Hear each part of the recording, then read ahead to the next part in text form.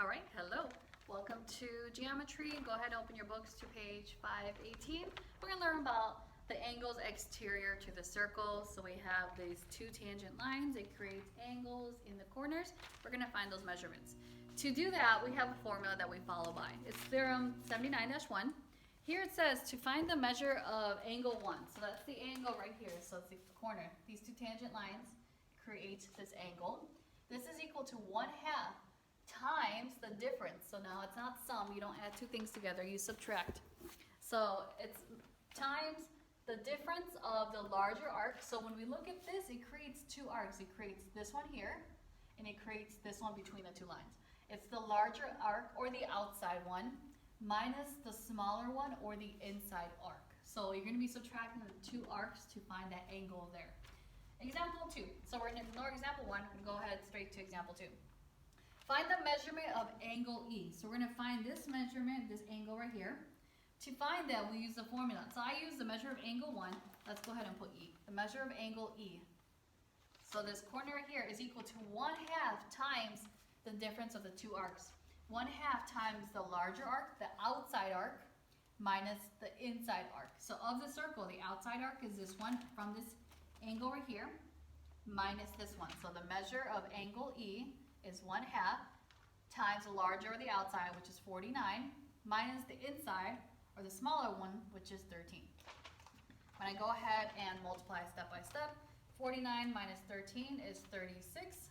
Half of 36 is 18. Let's not put 12. So now the measurement of angle E is 18 degrees. Here we have two more different instances in how we solve for these type of things.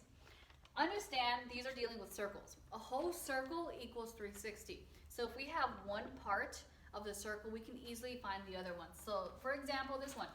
Find the measurement of E, or of Q. I'm going to put this one as Q. Yeah, find measurement angle Q. So to find Q, we have to make sure we have the two arcs. We have one arc, the inner one here, but we don't have the outer one. But we understand that the whole circle itself equals 360. So that means we have 360. And then we subtract it by the 110. So let's say I'm going to take this all out and make it green. So from here to here, we can find the remaining part of that by subtracting by 360.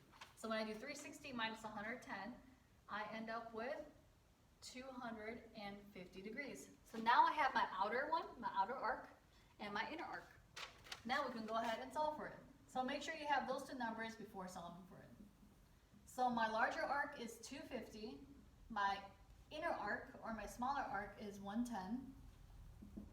I can go ahead and easily find it now. I do 1/2 times the difference of those. Subtract it, I get 140. Half of 140 is 70 degrees. So the measure of angle Q is 70 degrees. Again, on your homework, only put 70. Don't put the degrees, just leave it at 70. So here, this would be 70 degrees. We just had to do a little bit extra work by solving for this. This, for C, is the same exact thing. I forgot to put an extra number here. There is 154.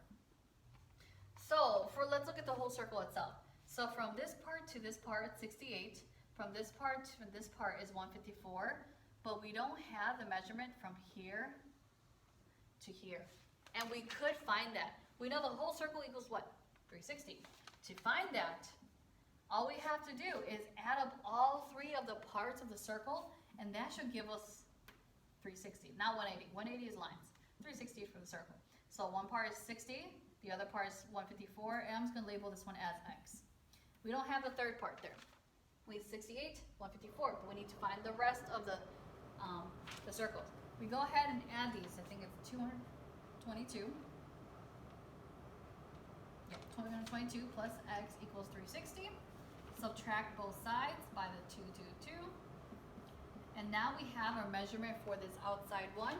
And the measurement for that one is, I keep losing it, 138. So now this one here is 138.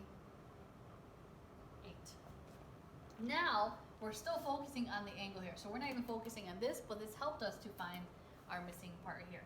This one was because this video is easier. It was the two tangent lines is going over the whole circle. It's only going part of some.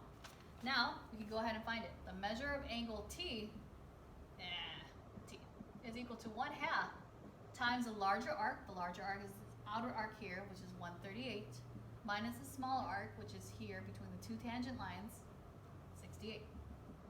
Now, subtract the 2. I get 70. Half of 70, 35. So a measurement for angle T is 35 degrees. Last one, example 3. It says a lunar eclipse covers an arc of the Earth in the moon's shadow. If observers in the 168-degree arc experience a full or partial, full or partial eclipse of the moon, solve for x. So basically, we're just trying to solve for x. So we're not finding anything with the M. They're just showing that M is creating a shadow over the Earth, but we're all focusing at this angle right here.